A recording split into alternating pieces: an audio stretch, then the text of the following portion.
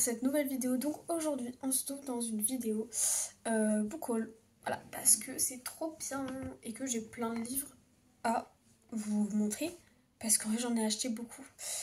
Du coup aujourd'hui, genre moi c'est littéralement, genre je suis arrivée il y a 10 minutes.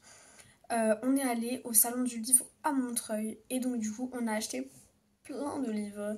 Il faut savoir qu'il y en a deux, c'est ma mère qui les... Enfin non, trois du coup, c'est ma mère qui les a achetés. Tout d'abord, le premier que ma mère a acheté, c'est lui.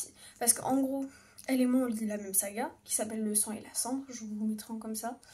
Et en fait, ça c'est le spin-off. Et en fait, dans l'ordre de lecture que je vous mettrai là, c'est le prochain, en fait, parce que j'ai lu le tome 3 déjà. Et dans l'ordre de lecture de la saga, du coup, qui compte le spin-off, en fait, le tome 1 du spin-off arrive avant le... Je disais quoi déjà? Arrive avant le tome 4, du coup, le tome 4 avec la guerre et tout. Ah là là, ça j'ai trop hâte aussi. Mais donc, du coup, en gros, le spin-off.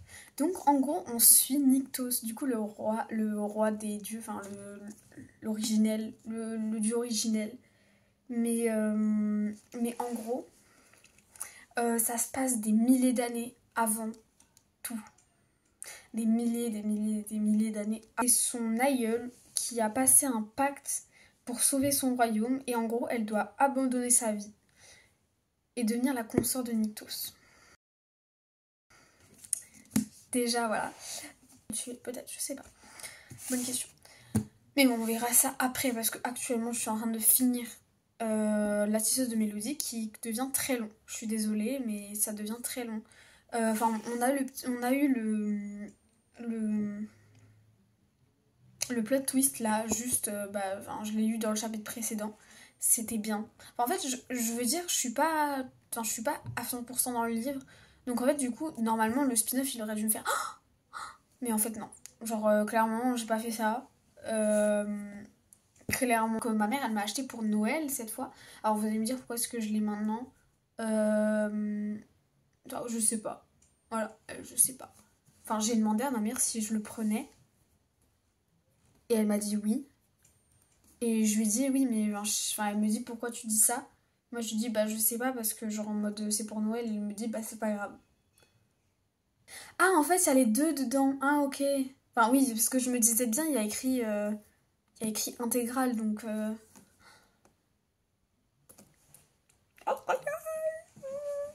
C'est mon livre préféré. Enfin, attendez, je vais vous montrer le livre. Pour information, le livre, déjà c'est un collector, donc voilà. Ensuite, il est relié. Ensuite, il y a un jazz page, voilà. Et ensuite, c'est un intégral, donc ça veut dire qu'il y a les deux.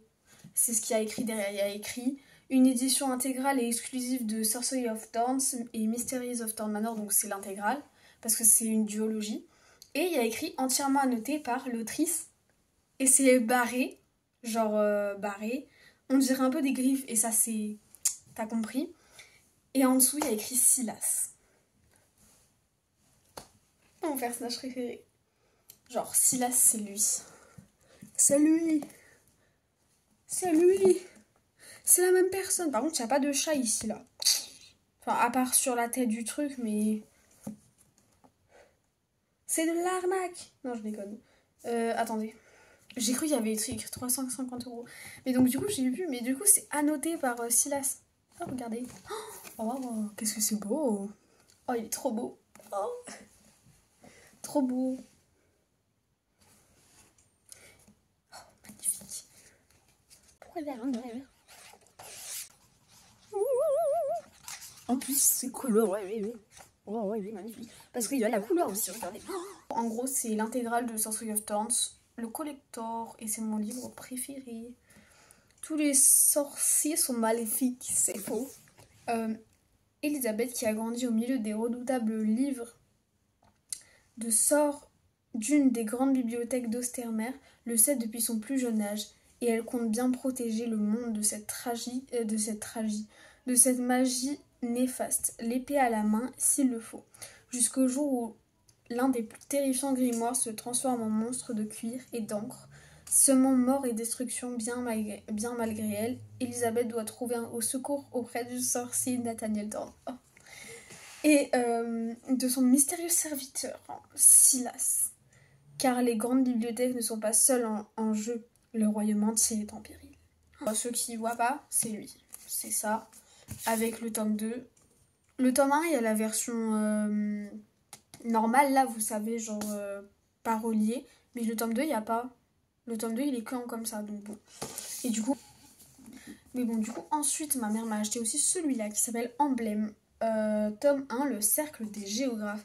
Donc en gros, c'est un gars qui a eu des traumas quand il était petit. Parce qu'il s'est fait attaquer par une créature magique, bien sûr, qui ressemble, j'imagine, à ça. Ou à quelque chose dans le genre. Déjà, le personnage principal masculin s'appelle Ereb. Et le personnage principal féminin s'appelle Cécile.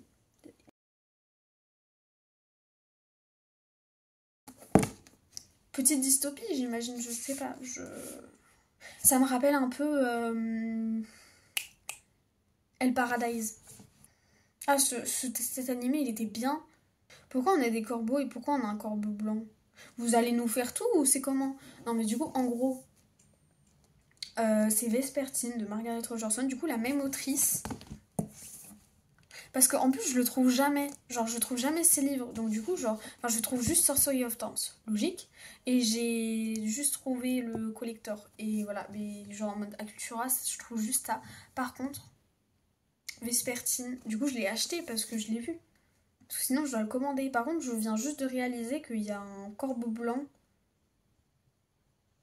Artemisa suit l'enseignement pour devenir une sœur grise chargée de purifier les corps des défunts pour que la rame puisse gagner l'au-delà. Dans le cas contraire, il se réveille sous la forme d'esprits vengeurs qui s'en prennent aux vivants. Un travail de l'ombre qui lui convient parfaitement. Artemisia préfère avoir affaire aux morts plutôt qu'aux vivants, qui se méfient de ses mains brûlées et de son passé troublant. Quand son couvent est attaqué par des soldats possédés, Artemisia n'a d'autre choix que de réveiller un antique esprit emprisonné dans une relique. Faire appel à l'extraordinaire pouvoir de cet esprit malfaisant. Faire appel à l'extraordinaire pouvoir de cet esprit malfaisant menace de la consumer, mais le mal se répand sur la Loraille et pousse la jeune fille à remettre en question tout ce qu'on lui a enseigné. Ce revenant peut être le seul être qui puisse aider Artemisia à vaincre l'ennemi, si tant qu'il ne trahisse pas en premier. Il a écrit une histoire de profonde amitié, une romance envoûtante. Ça veut dire qu'il y a de la romance. Bien sûr qu'on veut ça.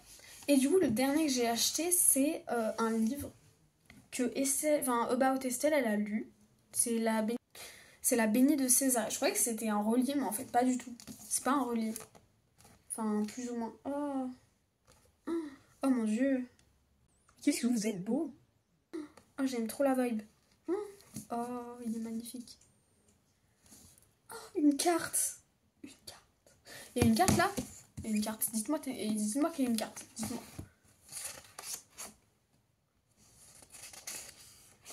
Il n'y a pas de carte. Là non plus, il n'y a pas de carte. Je suis dégoûtée. Il y avait une carte. Il y a une putain de carte et là, il n'y en a pas. À quel moment? Et donc, je sais plus de quoi ça parle, mais c'est très bien. Voilà 10 ans que Césarée et Arthos, empire du soleil et de la terre, sont en guerre. 10 ans que Verena, impératrice de Césarée, a reçu la bénédiction du dieu solaire, lui conférant la capacité de contrôler le feu et guérir les blessures ou d'en infliger. 10 ans que dirigeant de cette terre aride, elle ne peut agir à sa guise. Tenue pieds et poings liés par un sénat conspirateur, malgré un lien privilégié avec le divin, et ses pouvoirs faisant d'elle une figure redoutée, nombreux sont ceux qui veulent la détrôner. Alors lorsque le charismatique général ennemi, Sieron Arthos, est capturé, Verena en est convaincue, il sera la pièce qu'il lui manque pour remporter ce jeu d'échecs politique en place depuis trop longtemps. L'impératrice ne se doute pas un instant que cet homme saura faire tomber une à une les barrières qu'elle a érigées pour se protéger des fantômes de son passé. Et qu'il sera temps l'instrument et son bonheur que sa déchéance. De son bonheur que sa déchéance. Trahison et alliance, rituel oublié, secret murmuré et désir inavoué. Bienvenue à Césarée, l'Empire du Soleil. Il est magnifique ce livre avec un jazz page vraiment waouh. Il coûte 22 balles. Je crois. Je sais plus. Il a caché le titre, le prix.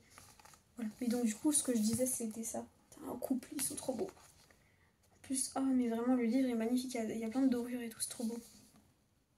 C'est tous les livres que j'ai achetés. Et sinon, en parlant de pas de livres du coup, j'ai donc en fait en achetant Vespertine et le collecteur de Sorcery of Towns, on a reçu plein de cadeaux. Alors du coup en fait, étant donné que du coup j'ai eu en fait j'ai donc du coup j'ai en gros on a eu deux, attendez bah en fait je les ai même pas pris, attendez, deux un truc de livre comme ça, voilà, on en a eu deux. Mais en fait du coup étant donné qu'on en a acheté deux, en fait on a eu la même chose, donc du coup en gros j'ai eu deux fois ça. J'ai eu deux fois ça, du coup comme ça j'en ai eu deux. Et en fait c'est pour faire la promotion d'un livre qui s'appelle A Language of Dragons de S.F. Williamson. Voilà. Donc du coup avec ça, et en fait il fallait deviner du coup les trucs, mais j'ai pas compris le principe, j'ai pas compris. Enfin j'ai compris le principe, mais j'ai pas compris comment on fait, parce qu'en fait Big Bang, c'était au stand Big Bang du coup. Voilà, et du coup j'ai eu avec, j'imagine que c'est du même, potentiellement, hein, je dis pas. Potentiellement du même truc. J'ai eu des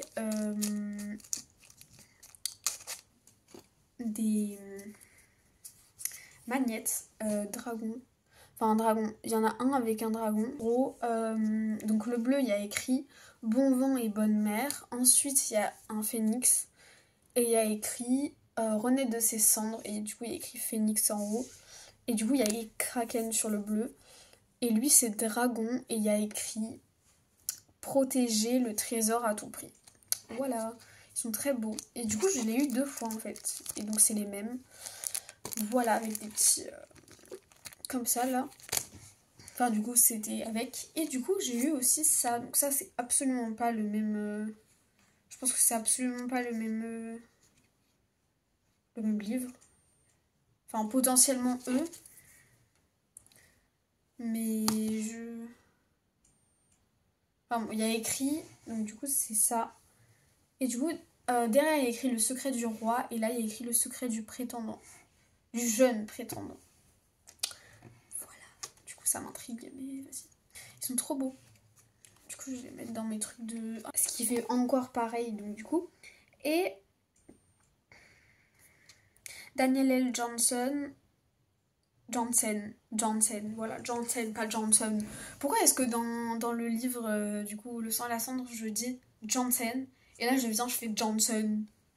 À quel moment? Donc du coup c'est la même matière, c'est trop bizarre, enfin presque la même matière. Et donc du coup, il y a écrit mon carnet de bord, et derrière il y a écrit il existe autant de chemins que de voyageurs. Et c'est un carnet tout blanc.